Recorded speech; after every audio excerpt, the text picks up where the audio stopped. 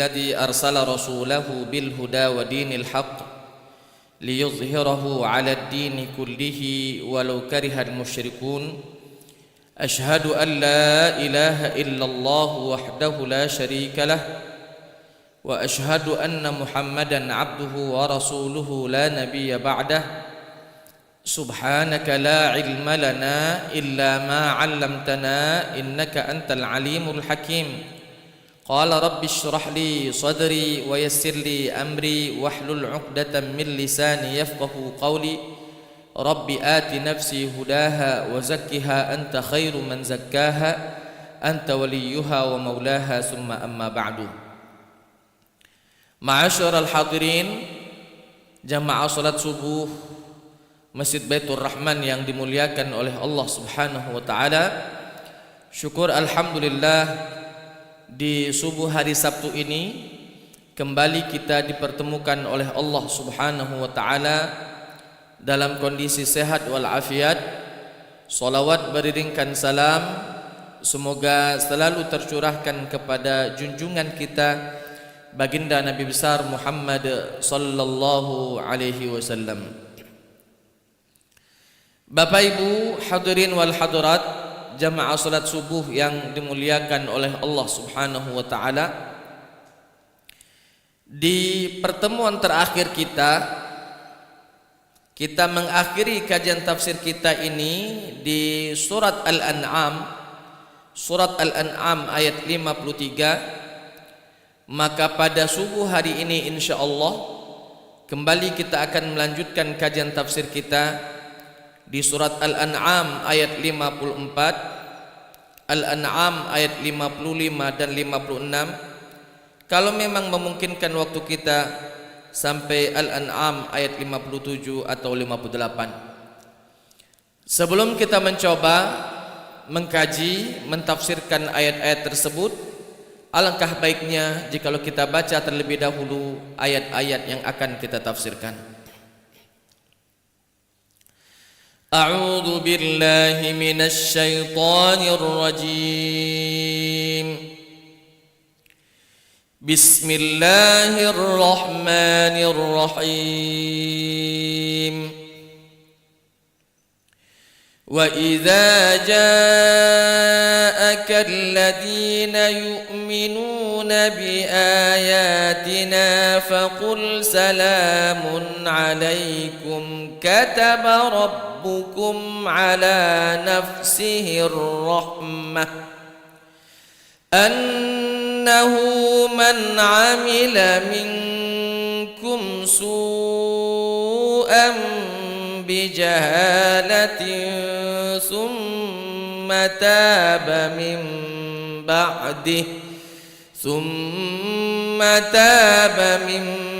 بعده وأصلح فأنه غفور رحيم. وكذلك نفصل الآيات ولتستبين سبيل المجرمين.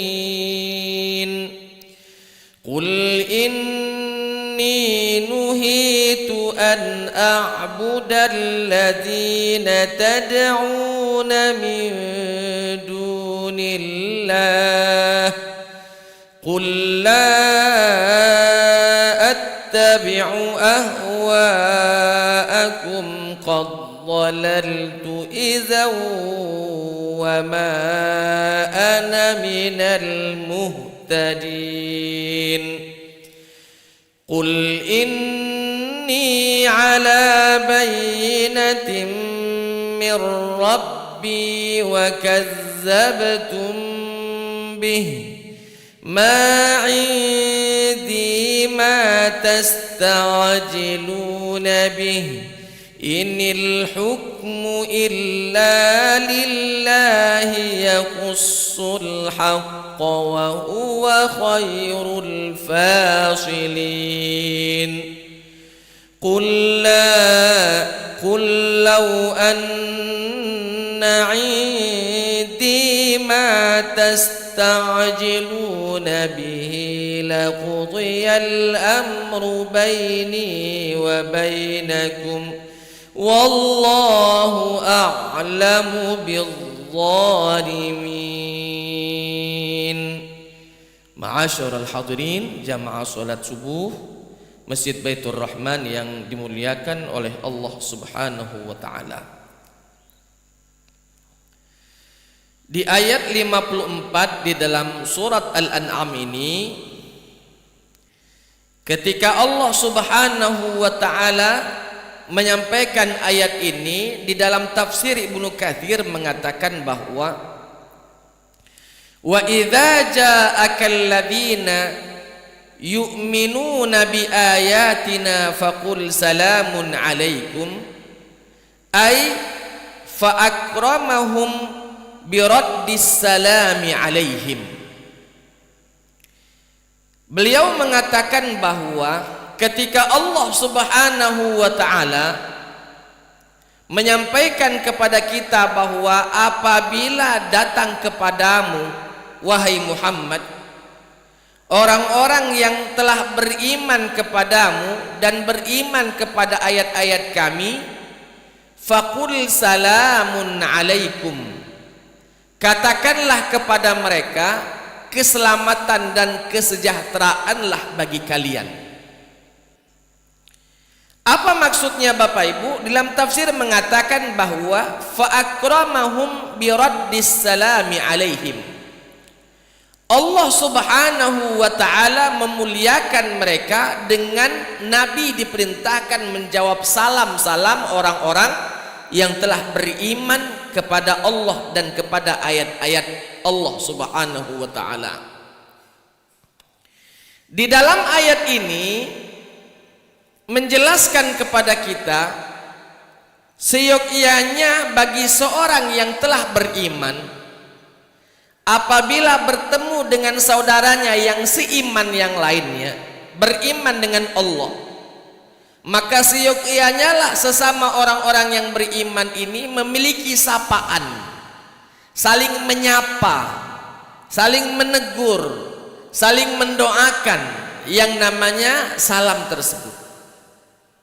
Dan salam ini diajarkan oleh Allah Subhanahu wa taala kepada kakek moyang kita, Nabi Adam alaihissalam. Ketika Allah selesai menciptakan Adam, rupanya Adam ini bersin Bapak Ibu, mengucapkan bersin, bersin ya.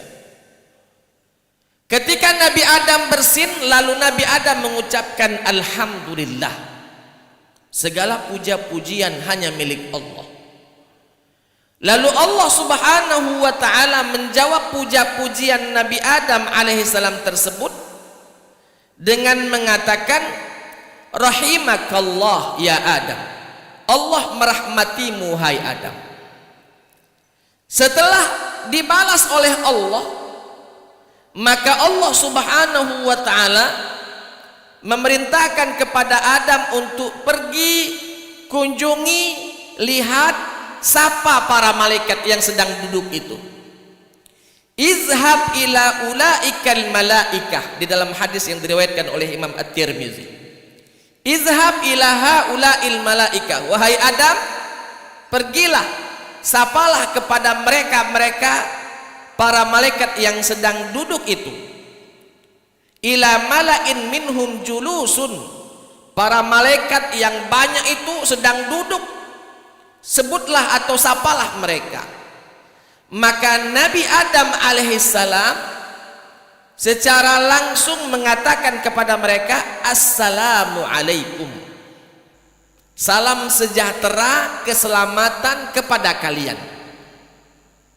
Maka mereka para malaikat yang sedang duduk yang banyak itu, mereka menjawab wa alaikassalam wa rahmatullah, keselamatan pun bagimu wahai Adam, wa rahmatullah, serta rahmat Allah pun bagimu. Setelah selesai Bapak Ibu, summa raja'a ila rabbih, kemudian Nabi Adam alaihissalam kembali lagi kepada Allah, Lalu Allah Subhanahu wa taala berfirman, faqal, Allah berfirman, inna hadhihi tahiyyatuka wa tahiyyatu banika bainahum. Sesungguhnya ini, ya wahai Adam, adalah tahiyyatuka, ucapan salam, sapaan darimu untukmu, wa tahiyyatu banika, dan sapaan salam untuk anak-anak keturunanmu, bainahum, di antara mereka. Jadi ucapan salam ini Pak, bukan hanya dari zaman Nabi Muhammad, tapi dari manusia pertama yang Allah Subhanahu wa taala ciptakan, yang bernama Nabi Adam alaihissalam. Maka kata Allah Subhanahu wa taala di dalam ayat ini, wa idza ja'aka alladzina yu'minuna bi ayatina, apabila datang kepadamu wahai Muhammad orang-orang yang telah beriman kepada ayat-ayat kami, maksudnya beriman kepada Allah, beriman kepada nabinya, beriman kepada ayat-ayat yang diturunkan kepadanya, kepada nabi. Faqul salamun, karena mereka mengucapkan salam kepadamu, atau ketika mereka datang maka ucapkanlah salam kepada mereka, salamun alaikum, keselamatanlah bagi kalian. Jadi Nabi diperintahkan mengucapkan salam. Kalau memerintahkan mengucapkan salam, berarti begitu pula seandainya mereka yang mengucapkan salam, Nabi diperintahkan untuk menjawab salam dari mereka. Bapak Ibu, berkenaan tentang salam ini, perlu kita ketahui bahwa mengucapkan salam, sapaan, itu yang memulainya yang paling baik. Yang memulai pertama dialah yang paling baik. Jangan sampai kita saling tunggu. Kalau dia jawab, kalau dia ngucap salam, baru ku jawab. Aman dia tidak ngucap salam, dah berdiaman baik kami. Jangan. Karena yang memulai pertama, yang mengucapkan assalamu alaikum, itulah yang paling besar pahalanya dibandingkan orang yang menjawab salam. Yang memulai mengucapkan salam itu lebih mulia di sisi Allah Subhanahu wa taala. Dan Bapak Ibu, kadang ego itu ada di dalam diri kita. Itu apa? Aku nulu salam, aku kan lebih senior, aku kan lebih tua, aku kan lebih ini, lebih itu. Kadang ego Pak muncul di dalam diri kita ini. Melihat anak-anak yang masih junior-junior, masih kecil-kecil, masih belum tahu apa-apa, sedangkan kita sudah kemana-mana. Lalu kadang kita ini, sudahlah caro budak juga, tidak usah diucapkan salam juga. Jangan. Maka di dalam hadis yang lain, Nabi SAW mengatakan bahwa selayaknya orang itu memulai salam, orang yang sedang berdiri mengucapkan salam kepada orang yang sedang duduk. Al-mar, orang yang sedang berjalan, ya, itu disunnahkan untuk memulai salam dibandingkan orang yang diam saja. Jadi ketika kita bisa mendapatkan keutamaan lebih dari Allah dengan memulai ucapan salam, kenapa kita harus menunggu-nunggu? Memang Pak, secara hukum memulai salam, mengucapkan assalamu alaikum itu sunnah, bukanlah wajib. Sunnah. Artinya walaupun sunnah, kita mendapatkan pahala ketika mengucapkannya. Tapi ketika kita mendengar ada orang mengucapkan salam dan kita tahu ucapan salam itu untuk kita, maka kita yang diucapkan salam berkewajiban. Jadi hukumnya wajib untuk menjawab, membalas dari salam yang disampaikan orang kepada kita. Dan ketika kita menjawab salam mereka, minimal Pak, Allah Ta'ala mengatakan bahwa berikanlah jawaban salam itu lebih baik atas apa yang dia sampaikan kepadamu, aurudduha, kalau tidak setimpallah, samalah. Contoh, ketika ada orang mengucapkan assalamu alaikum, maka selayaknya lah kita menjawab lebih baik daripada itu. Apa jawabannya? Waalaikumsalam warahmatullah. kita lebih ke warahmatullah. Ketika ada orang yang mengucapkan salam, assalamualaikum warahmatullah, maka kita menjawab waalaikumsalam warahmatullah wabarakatuh. Kita lebih ke wabarakatuh. Tapi ketika ada orang yang mengucapkan salam assalamualaikum warahmatullahi wabarakatuh, karena Nabi tidak mengajarkan kita lebih dari itu, maka aurudduha, jawablah dengan yang setimpal.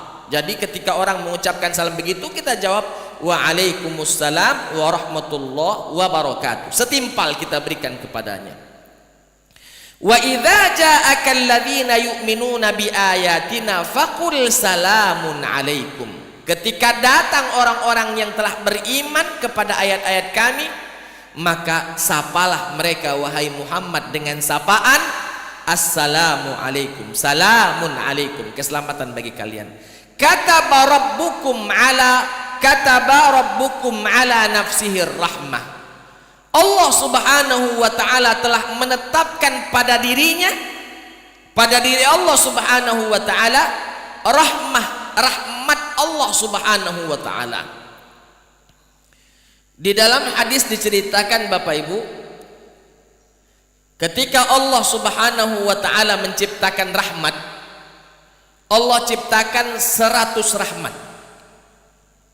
Lalu dari 100 rahmat itu diambil satu rahmat, dan satu rahmat yang diambil ini dibagikan kepada seluruh makhluknya. Dari rahmat yang satu itulah manusia saling mencintai. Seorang istri sayang sama suami, seorang suami sayang kepada istri, suami istri sayang kepada anak-anaknya, sayang kepada cucunya, kepada bapak ibunya, dari satu rahmat itu. Begitu pula satu rahmat itu diberikan kepada para hewan-hewan, Pak, seluruh makhluk yang lain. Kita lihat bagaimana sayangnya induk dari kucing atas anak-anak kucingnya. Kita lihat bagaimana sayangnya induk dari ayam, dari anak-anak ayam yang dia telurkan, yang dia tetaskan. Dari situ, dari satu rahmat. Dan Allah masih memiliki 99 rahmat lagi. Artinya rahmat Allah sungguh lebih besar daripada kasih sayang yang kita miliki. Rahmat Allah lebih besar. Makanya di dalam hadis mengatakan, dalam hadis qudsi mengatakan, wa rahmati ghalabat ghadabi. Rahmatku itu melebihi daripada murkaku, kata Allah di dalam hadis qudsi, ya. Rahmatku itu lebih luas daripada murkaku. Makanya satu ketika, Pak, Nabi SAW duduk bersama para sahabatnya, lalu bercerita, mengilustrasikan begini, Pak. Wahai sahabatku, kata Nabi, coba bayangkan seandainya ada seorang ibu kehilangan anaknya yang masih menyusui, ya, umur-umur setahun setengah begitu, lah sudah pacak berjalan. Dia, sang ibu tadi, kehilangan anaknya.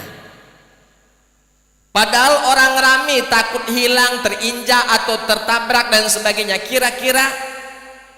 Kira-kira kata Nabi, apa yang dilakukan oleh ibu yang kehilangan anaknya tersebut? Maka sahabat mengatakan, pasti ibu tadi mencari anak yang sedang hilang tadi.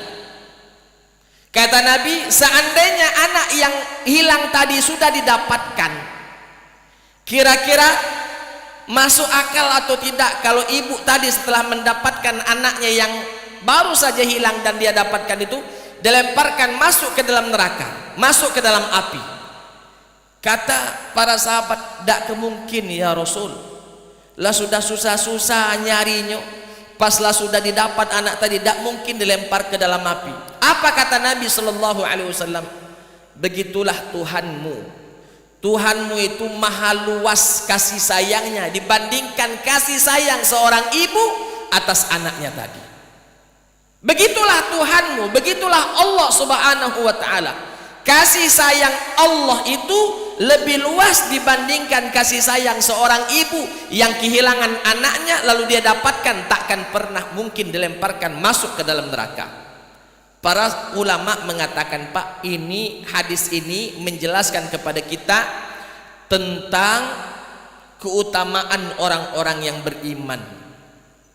Kenapa? Karena orang beriman ada jaminan bahwa tidak akan masuk ke dalam neraka kalau memang betul-betul imannya kepada Allah murni, tidak ada kesyirikan di dalamnya. Makanya satu ketika lagi Nabi sallallahu alaihi wasallam sedang bepergian bersama Muaz bin Jabal. Sedang bepergian bersama Muaz ibn Jabal Nabi. Lalu Nabi bertanya kepada Muaz, "Muaz, tahukah engkau apa hak Allah atas hambanya?" Kata Muaz, "Allah wa rasuluhu a'lam." Allah dan Rasulnya lah yang paling tahu. Maka Nabi mengatakan, hak Allah atas hambanya, Allah itu disembah dan tidak menduakan selain Allah subhanahu wa ta'ala, tidak mencari Tuhan lain selain Allah subhanahu wa ta'ala. Dia menyaksikan bahwa Tuhan itu esa, la ma'buda bihaqqin illallah, tidak ada sesembahan yang berhak untuk disembah kecuali hanya kepada Allah subhanahu wa ta'ala. Itu hak Allah atas hambanya. Ngangguk si Muaz bin Jabal. Lalu Nabi kembali bertanya, tahukah engkau wahai Muaz, apa hak seorang hamba atas Allah apabila dia telah melakukan seperti apa yang tadi disampaikan? Maksudnya, tahukah engkau wahai Muaz apa yang akan didapatkan oleh seorang hamba, hak hamba atas Allah ketika hamba tadi telah menyembah kepada Allah dan tidak mensekutukannya? Kata Muaz kembali menjawab, Allah wa rasuluhu a'lam, hanya Allah dan Rasulnya yang tahu. Lalu Nabi mengatakan, alla yu'azzibahum, hak manusia, hak hamba apabila telah merealisasikan hak Allah atas dirinya, maka hak hamba itu tidak diazab oleh Allah subhanahu wa ta'ala, diselamatkan oleh Allah dari azabnya. Artinya haruslah dia beriman dan imannya ini betul-betul murni, tidak mengandung kesyirikan, tidak menduakan kepada Allah, lalu dia beramal soleh atas iman yang diberikan kepada dirinya. Bapak Ibu hadirin wal hadirat rahimakumullah, kataba rabbukum ala nafsihir rahmah, Allah telah menetapkan kasih sayang yang luas atas dirinya untuk hamba-hambanya. Innahu man amila minkum su'an, kata Allah, sesungguhnya bagi hamba-hambanya yang melakukan amalan-amalan buruk, man amila minkum su'an, barang siapa yang beramal amalan buruk, bijahalatin, dengan jahil. Apa para ulama mentafsirkan jahil sini, Pak? Ketika seorang hamba melakukan satu kesalahan, maka hamba itu divonis jahil. Walaupun gelarnya banyak, walaupun gelarnya profesor, doktor, segalanya banyak gelarnya, ketika seorang hamba melakukan hal yang buruk, melakukan perbuatan salah, perbuatan dosa, maka dia masih dihukumi dengan hukum jahil. Maka kata Allah, barang siapa yang melakukan perbuatan buruk sedangkan dia melakukannya karena kejahilannya, summa taba, kemudian dia bertaubat kepada Allah dengan kesalahan yang dia lakukan tadi, mim ba'dihi, setelahnya, wa aslaha, lalu berbuat baik, ada perubahan mengarah ke positif, fa annahu ghafurur rahim, ketahuilah bahwa Allah Maha Pengampun lagi Maha Penyayang. Di potongan terakhir ayat ini Allah mengingatkan kepada kita, siapa saja dari hamba-hambanya yang melakukan perbuatan salah, yang melakukan perbuatan buruk, banyak atau sedikitnya, besar atau kecilnya, sengaja atau tidak disengajanya perbuatan tersebut, ketika dia melakukannya lalu dia bertaubat kepada Allah setelah itu, summa taba min ba'dihi, bertaubat setelah itu, wa aslaha, lalu dia menjadi orang yang lebih baik, fa annahu ghafurur rahim. Allah taala akan mengampuninya dan Allah Maha Pengampun lagi Maha Penyayang. Pak, di dalam sebuah hadis Nabi, Rasul sallallahu alaihi wasallam menjelaskan kepada kita amalan. Yang mana amalan ini ketika kita lakukan, Allah akan mengampuni dosa-dosa kita, walaupun dosa-dosa kita besar, banyak, seperti banyaknya buih di lautan. Apa amalan itu Bapak Ibu? Di dalam sebuah hadis Nabi Rasul mengatakan, barang siapa yang setelah sholat fardu dia mengucapkan subhanallah 33 kali, dia mengucapkan alhamdulillah 33 kali, dia mengucapkan Allahu Akbar 33 kali, 33 dikali 3 sudah 99. Dia menggenapkan bilangan 99 menjadi 100 dengan ucapan la ilaha illallah wahdahu la syarikalah lahul mulku wa lahul hamdu wa huwa ala kulli syai'in qadir. Kata Nabi, dihapuskan dosa-dosanya, diampuni dosa-dosanya oleh Allah, walaupun dosa-dosanya tersebut sebanyak buih di lautan. Sebanyak buih di lautan. Berapa banyak buih di lautan? Tak tahu lagi saking banyaknya. Maka setidaknya Nabi mengatakan diampuni dosa seorang hamba oleh Allah walaupun dosanya sebanyak buih di lautan, apabila setelah sholatnya dia mengucapkan subhanallah 33, alhamdulillah 33, Allahu Akbar 33, dan menggenapkan bilangan 100 dengan ucapan la ilaha illallah wahdahu la syarikalah lahul mulku wa lahul hamdu wa huwa ala kulli syai'in qadir. Diampuni dosa-dosanya. Maka Bapak Ibu, itu amalan yang diajarkan Nabi. Ada juga amalan lain yang diajarkan Nabi supaya dosa kita diampuni oleh Allah. Apa itu? Kata Nabi, barang siapa yang melakukan kesalahan, yang melakukan dosa, lalu dia berwudu, sholat 2 rakaat, memohon ampunan kepada Allah, Allah Ta'ala akan ampuni dosa-dosanya walaupun sebanyak buih di lautan. Ini juga amalan. Hanya saja Pak, tidak langsung seketika ketika kita melakukan yang tadi langsung diampuni, haruslah ada syaratnya. Syarat dan ketentuan berlaku Pak. Syarat dan ketentuan berlaku. Apa syarat dan ketentuannya? Syarat diterima taubat itu para ulama mengatakan 3. Apabila berkaitan dengan dosa kepada Allah. Menjadi 4 apabila berkaitan dengan sesama manusia. Maka kita bahas 3 dulu yang berkaitan kepada Allah Subhanahu wa ta'ala. Apa yang pertama? Syarat pertama diterima taubat kita, yang pertama adalah berhenti dari kemaksiatan yang kita lakukan tersebut. Berhenti kita.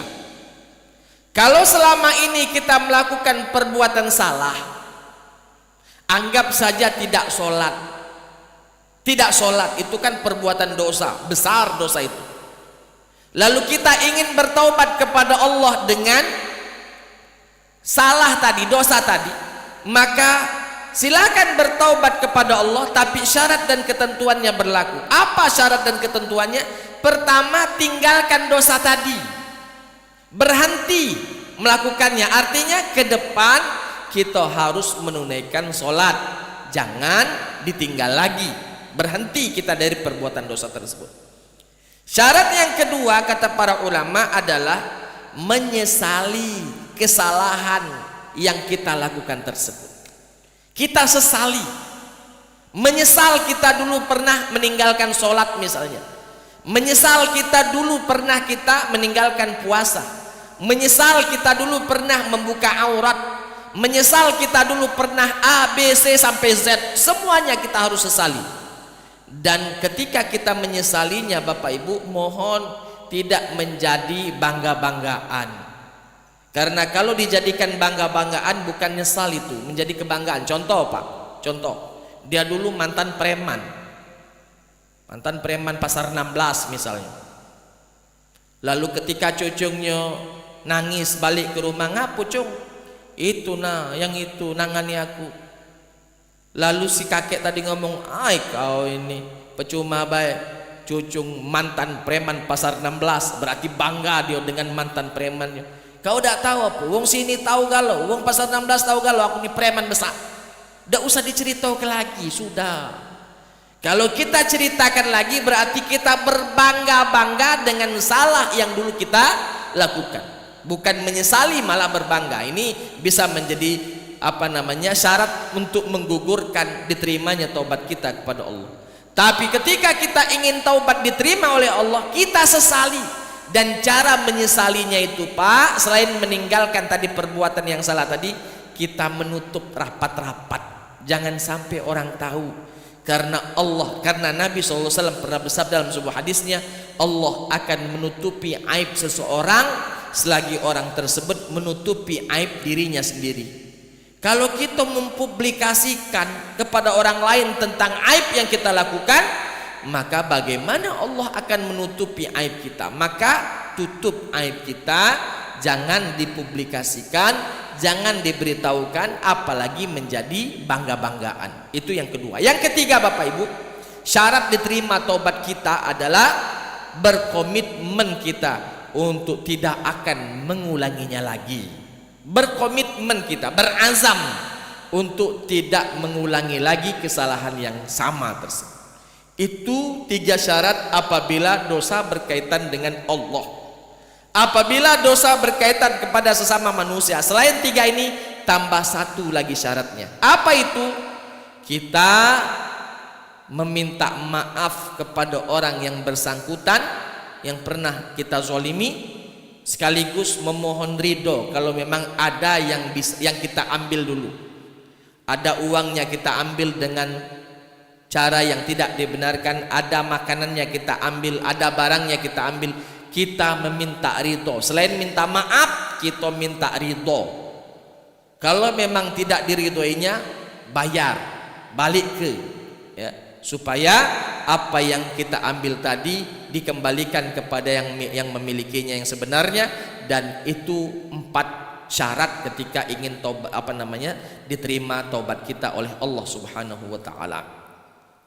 Bapak Ibu hadirin wal hadirat rahimakumullah. Maka di ujung ayat ini, di ujung ayat 54 dalam surat Al-An'am ini, Allah taala mengatakan, ya, barang siapa yang melakukan perbuatan buruk dengan dia bijahalah, dengan kejahilannya dia melakukan keburukan, summa taba min ba'dih, kemudian dia bertaubat setelah itu, wa aslaha, lalu dia berbuat baik, menjadi orang yang lebih baik, ada perubahan mengarah ke positif, fa annahu ghafurur rahim, ketahuilah bahwa Allah Maha Pengampun lagi Maha Penyayang. Ayat 55 di dalam surat Al-An'am ini Allah taala berfirman, wa kadzalika nufassilul ayati walitastabina sabilul mujrimin. Kata Allah, dan demikianlah kami telah terangkan ayat-ayat kami, ayat-ayat Al-Quran, supaya jelas atas jalan orang-orang yang salah dan atas jalan orang-orang yang soleh. Allah sudah menjelaskan, ini jalan yang salah, ini jalan yang soleh. Setelah dijelaskan walitastabina, sudah dijelaskan sejelas-jelasnya, tinggal hamba tadi milih, engkau mau jalan yang salahkah atau mau jalan yang solehkah?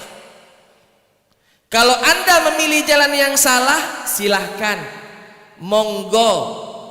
Cuman tadi konsekuensinya tanggung dewe.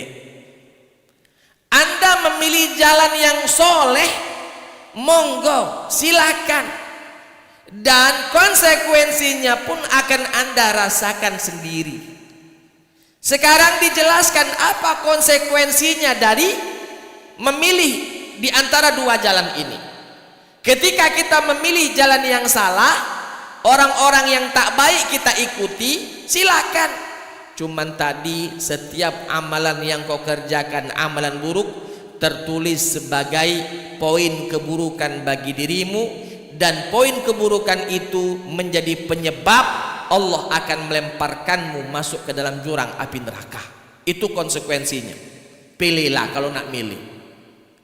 Adapun pilihan jalan yang kedua, jalan yang soleh, jalan yang senantiasa dilalui oleh orang-orang soleh, minan nabiyyina wasiddiqina wasyuhada'i wassalihin, jalan yang dilalui oleh para nabi, para syuhada, para solihin, para siddiqin. Jalan itu yang kita lalui, monggo silahkan.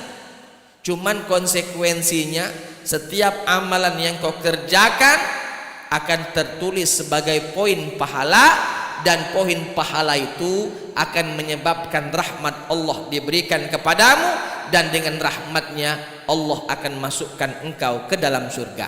Pilih dewe, silahkan pilih, mau madu atau mau racun. Mau madu manis, menyegarkan, menyehatkan, silahkan, engkau sendiri yang akan merasakannya.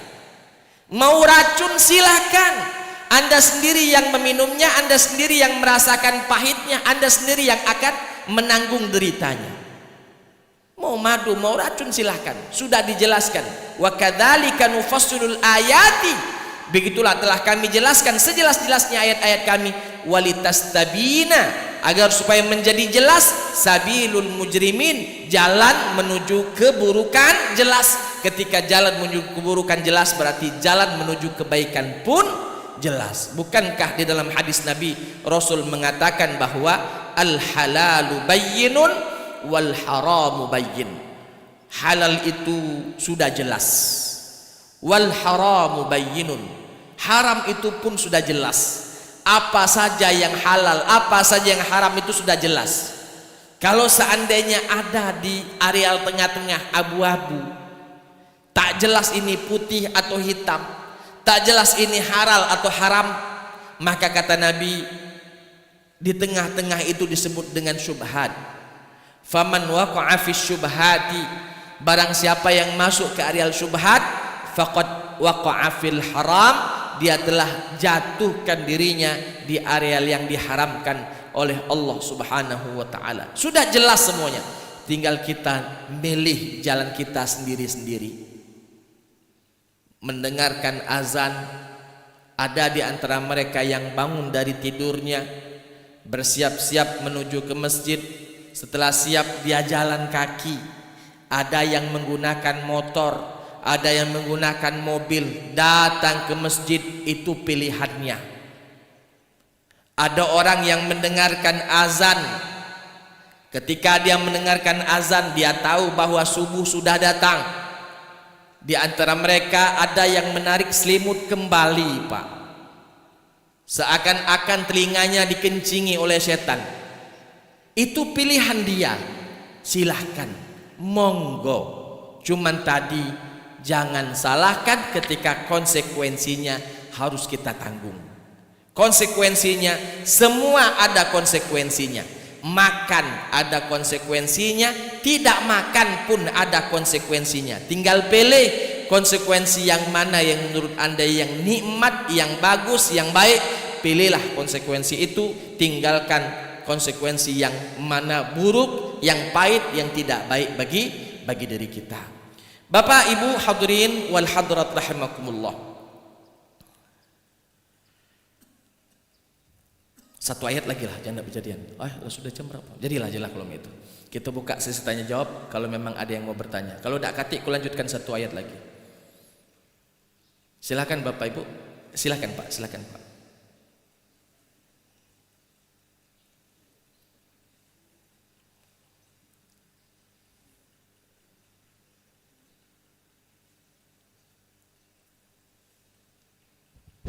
Assalamualaikum warahmatullahi wabarakatuh. Assalamualaikum warahmatullahi wabarakatuh. Yang ditanyakan di sini salam. Salam sekarang ini ya sudah macam-macam. Nah, kemudian salam ini sendiri juga adalah bahasa Arab. Nah, kalau kita merujuk pada sebelum agama Islam, salam itu juga bahasa yang diucapkan oleh masyarakat.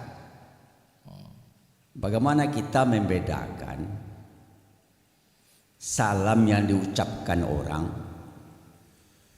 sebelum Nabi Muhammad SAW ataupun risalah Nabi dengan salam yang setelah Nabi? Karena kita tidak tahu apa hakikat dari orang yang mengucapkan salam itu. Kecuali kalau kita sudah tahu, oh ini orangnya orang tidak Islam ini. Nah, itu satu. Dan yang kedua, soal taubat. Taubat itu tadi sudah diterangkan. Jadi ada beberapa syarat.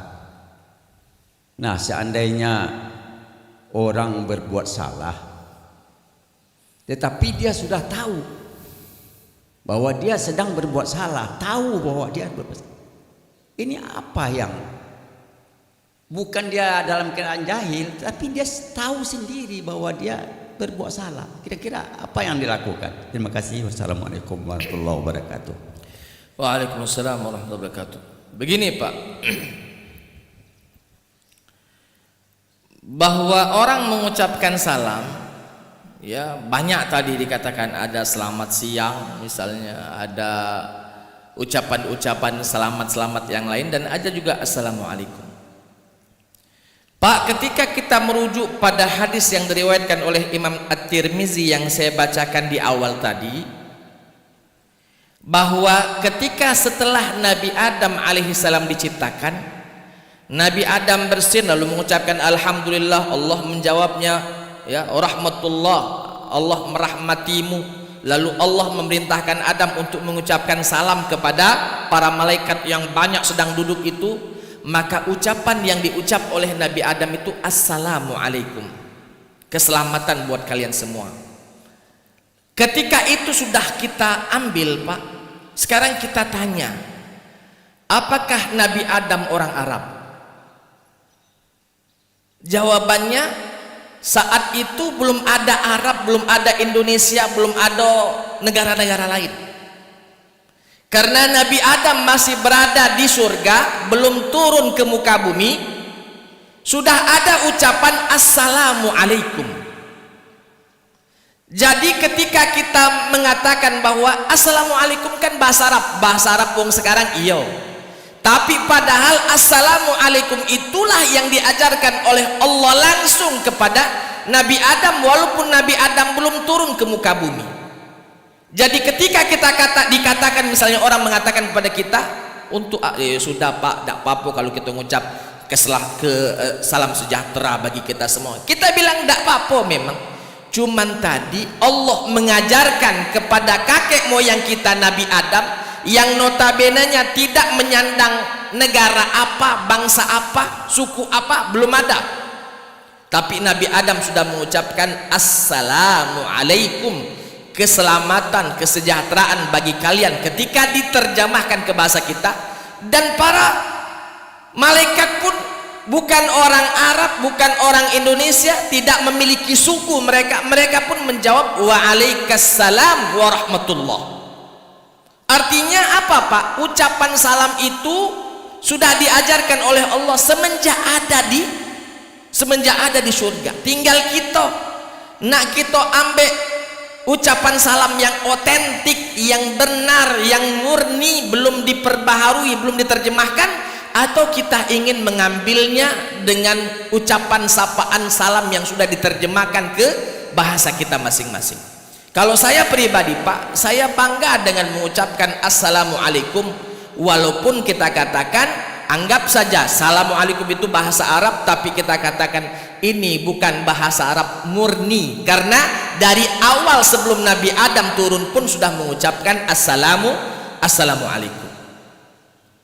Jadi kalau saya ucapkan assalamualaikum, tapi kalau seandainya mau diterjemahkan, karena mungkin orang tak tahu apa arti assalamualaikum, mungkin karena kurang perhatian dia tentang ajaran agama sehingga tak tahu makna dari salam, ya sudahlah kita ucapkan misalnya salam sejahtera bagi kalian, sudah, tak apa-apa. Cuman tadi lebih baik ketika kita mengambil yang otentik, yang benar, yang murni, yang belum dialih bahasakan ke bahasa yang lain.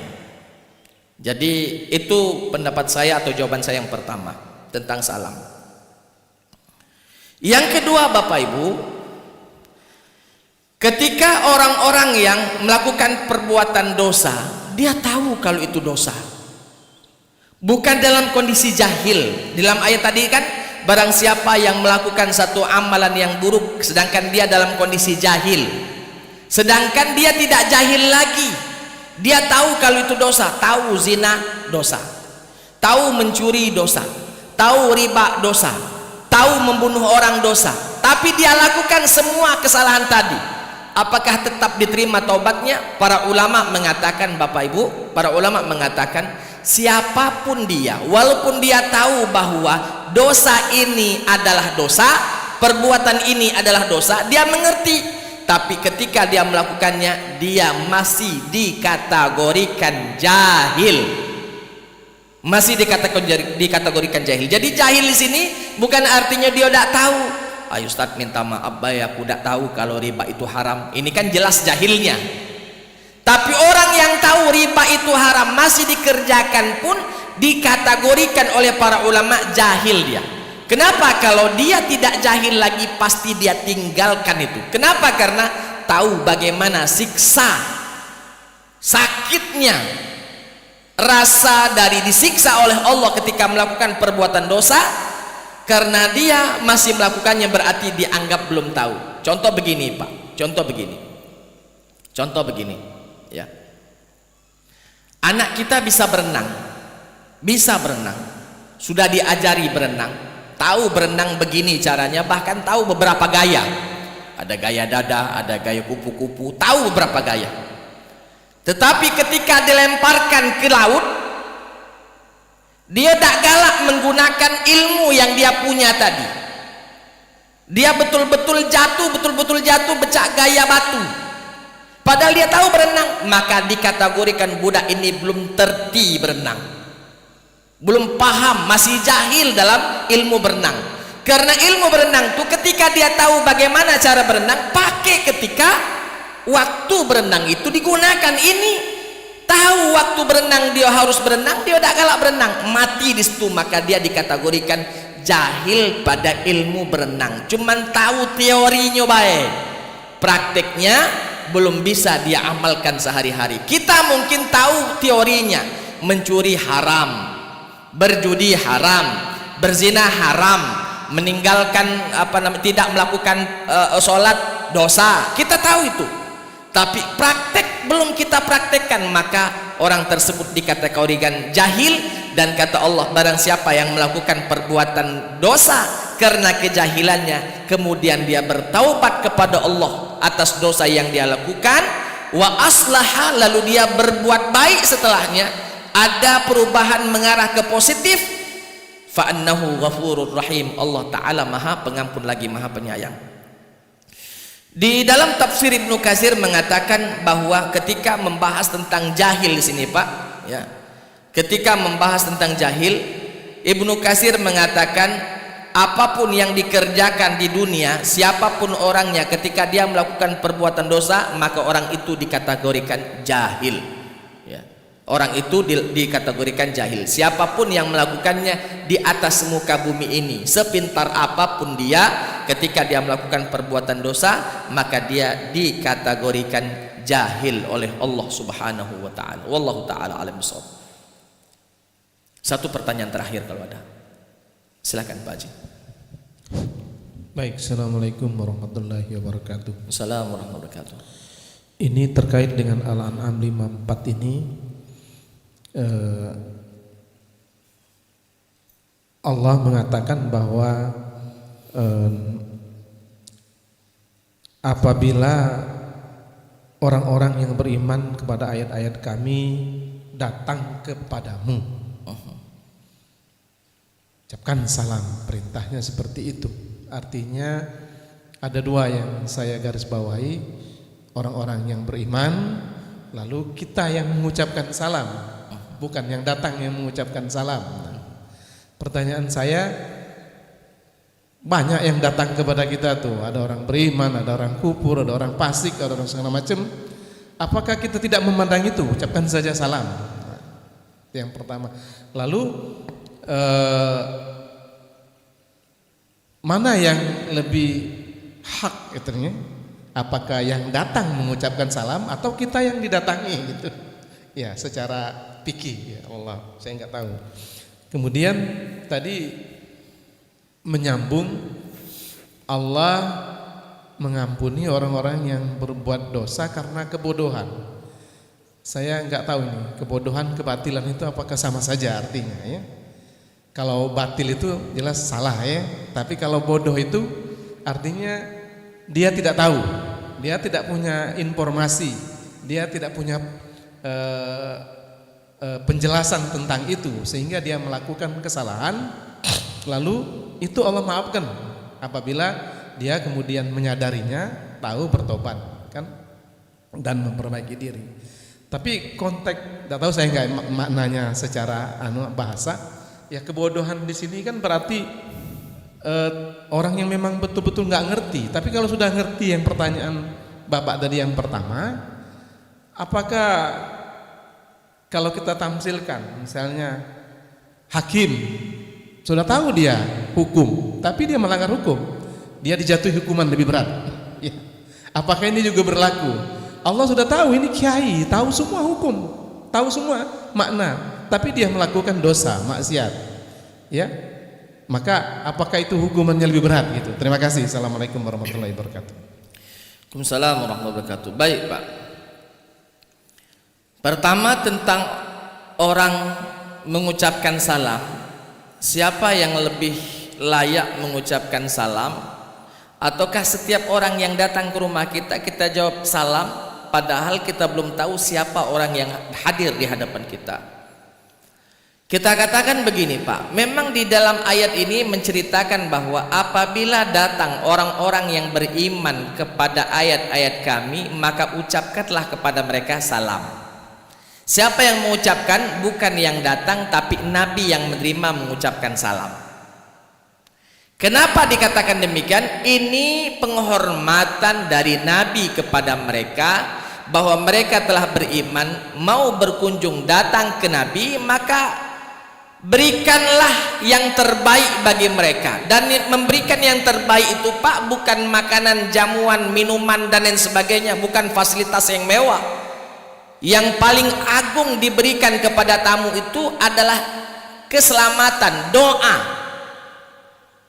Maka siapa yang lebih layak? Sebenarnya kedua-duanya itu layak untuk mengucapkan salam. Cuman tadi bisa saja orang yang datang kepada Nabi belum tahu bagaimana cara mengucapkan salam. Maka ajarkan wahai Muhammad sapaan sesama kamu, assalamualaikum. Ketika mereka bertanya bagaimana cara menjawabnya, jawab, sampaikan waalaikumsalam. Maka siapa yang tahu, dia yang memberikan informasi. Kan di sini jelas tidak ada orang yang lebih tahu tentang syariat ajaran agama kita ini kecuali Nabi Muhammad sallallahu alaihi wasallam. Ini orang baru beriman, datang nak dituntut, kau jawab salam, awak kau datang harus tahu bertamu tu cara bertamu, adab bertamu bagaimana, harus yang datang mengucapkan salam kepada orang yang punya rumah. Mereka belum tahu, maka ajarkan. Bagaimana cara mengajarkannya? Tidak masalah, kita sebagai tuan rumah yang notabene-nya lebih tahu untuk mengajarkan bagaimana cara adab bertamu, kita ucapkan assalamualaikum. Oh, rupanya ada sapaan. Maka mereka pun pada akhirnya akan menyapa balik. Dan ketika dia sudah tahu menyebar nanti dalam dunia kita ini, dia akan mengajarkan seperti apa yang telah diajarkan oleh Nabi. Jadi di ayat ini, di konteks ini, karena Nabi seorang muallim, Nabi seorang pengajar, maka Nabi ajarkan kepada siapapun yang datang. Walaupun Pak, ketika kita sudah tahu semua tentang salam, selayaknya yang datang ke rumah kita yang mengucapkan terlebih dahulu salam dibandingkan yang punya rumah. Contoh Pak, contoh kita ngetok pintu, kita tamu mengetok pintu tuan rumah, ketok pintu. Siapa yang ngucap salam? Yo kamu yang ngetok lah, dak kado yang di dalam rumah assalamualaikum, dak tahu siapa kamu duluan, pokoknya assalamualaikum dulu. Ida. Yang di luar itu yang ketika ngetok pintu mengucapkan assalamualaikum. Oh rupanya wong Islam yang ngetok pintu nih. Kita jawab waalaikumsalam. Kita buka ke apa kendak dia. Tapi kalau dia ngetok pintu baik tanpa mengucapkan salam, dia khawatirkan kita mengucapkan salam kepada orang yang tidak beriman. Sedangkan ayat ini mengatakan wa idza ja'akal mu'minun, apabila datang kepadamu orang-orang yang beriman, berarti sudah tahu yang depan kita ini beriman, fakul salam, ucapkan salam kepada mereka. Jadi ketika ada orang yang ngetok pintu tidak ngucap salam, kita sebagai tuan rumah tidak usah nak macak-macak assalamualaikum orang yang di belakang pintu, pokoknya siapa pokoknya selamat bagi kamu. Tidak perlu ya. Jadi kita menunggu respon orang yang masuk. Ketika orang yang ngetok pintu mengucap salam, kita tahu bahwa dia orang beriman, maka kita menjawab salam mereka. Dan kita katakan bahwa siapa yang mengucapkan salam terlebih dahulu, dialah yang paling mulia. Berbeda konteksnya ketika kita menjadi tuan rumah, di dalam tidak tahu siapa di luar, maka jangan macak-macak mengucap salam, apalagi kita tinggal di negeri yang mohon maaf banyak berbaur kita dengan orang-orang yang tidak beriman. Itu satu ya. Yang kedua tentang bijahalah tadi ya, tentang bijahalah. Memang secara bahasa jahalah itu Pak, orang yang tidak mengetahui, jahil dari sisi bahasa. Tapi dari sisi makna bukan kita yang lebih tahu, Allah dan Rasulnya yang lebih tahu dari sisi makna. Dan yang Nabi ajarkan kepada kita, jahil di sini di dalam konteks ayat ini lebih luas daripada kejahilan yang ada di definisi kita. Kalau kejahilan yang ada definisi kita, wong yang betul-betul tak tahu ilmunya itu jahil. Orang yang sudah tahu ilmunya dia mahir. Lawan kata jahil itu mahir. Dia mahir. Itu di dalam definisi otak kita. Tapi Allah dan Rasulnya maha tahu apa maksud Allah di dalam ayat kalimat ini bijahala. Dan menurut Nabi, para ulama mentafsir menjelaskan bahwa bijahala di situ siapapun orang yang melakukan kesalahan, walaupun pada asalnya dia tahu kalau itu sebuah kesalahan, tapi ketika dia melakukan kesalahan itu, maka dia ini divonis masih jahil.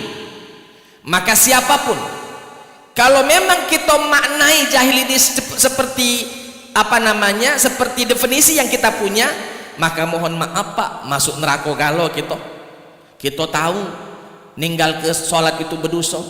Kita masih baik ninggal ke sholat, kita berdoa ya Allah ampunilah, tak diampuni lah, tahu itu dosa masih kau gawe ke.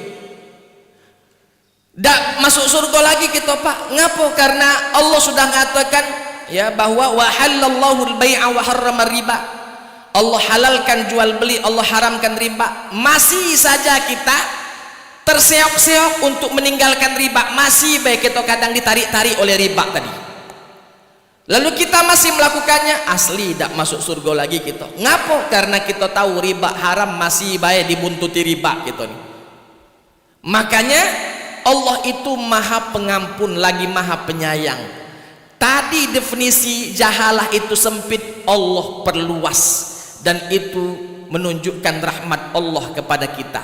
Siapa saja yang melakukan kesalahan, dia tahu itu salah atau tidak tahu itu salah, mengerjakan sesuatu yang salah, maka dia dikategorikan jahil, maka masih terbuka pintu ampunan Allah Subhanahu wa taala bagi diri mereka. Jadi itu maha kasih sayangnya Allah kepada kita. Definisi yang sempit Allah lebarkan, Allah luaskan definisinya supaya kita semua masuk ke dalam definisi tersebut, walaupun kita sudah mengetahui hukum ini salah, hukum ini haram, hukum ini tidak boleh. Tapi ketika nafsu misalnya berbicara, kita dicondongkan kepada hal-hal yang haram, lalu kita sadar bahwa itu tidak baik, itu tidak benar, maka kita bertaubat. Allah masih bukakan pintu taubat tersebut atas diri kita. Wallahu ta'ala alam bisawab. Saya kira itu saja dulu yang bisa saya sampaikan karena waktu syuruk sudah masuk. Terima kasih atas segala perhatian, mohon maaf atas segala kurangan. Insyaallah jumpa lagi kita pada pekan-pekan yang akan datang. Terima kasih atas segala perhatian, mohon maaf Bapak Ibu atas segala kekurangan dan khilafan. Hadanallahu wa iyyakum ajma'in. Assalamualaikum warahmatullahi wabarakatuh.